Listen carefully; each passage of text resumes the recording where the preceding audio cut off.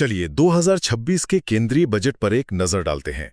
तो वित्त मंत्री निर्मला सीतारमण ने 2026-27 का बजट पेश कर दिया है। ये बजट विकसित भारत के लक्ष्य की ओर एक बड़ा कदम है। अब सवाल ये है कि इसका असर आम आदमी से लेकर बड़े-बड़े उद्योगों तक कहां दिखेगा। चलिए 3 सबसे जरूरी बातों से इसे समझते हैं। सबसे पहली बात, टैक्स सिस्टम को और आसान बनाया जा रहा है। मतलब 1 अप्रैल 2026 से एक नया सिंपल इनकम टैक्स एक्ट लागू होने वाला है। और हाँ, आम लोगों के लिए एक अच्छी खबर है। विदेश यात्रा या पढ़ाई के लिए जो पैसा बाहर भेजते हैं, उस पर टैक्स कटौती की दरें कम कर दी गई हैं, तो इससे सीधी राहत मिलेगी।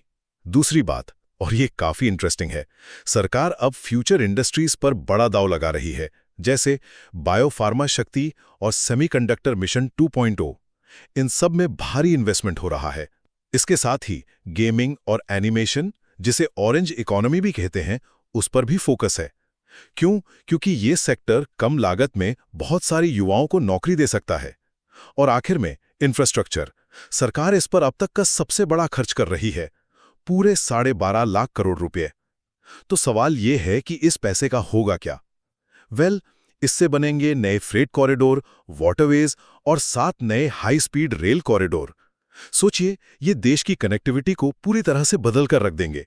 तो कुल मिलाकर देखें तो ये बजट टैक्स को आसान बनाने, भविष्य के उद्योगों में इन्वेस्ट करने और देश के इंफ्रास्ट्रक्चर को एक बड़ा अपग्रेड देने पर फोकस करता है।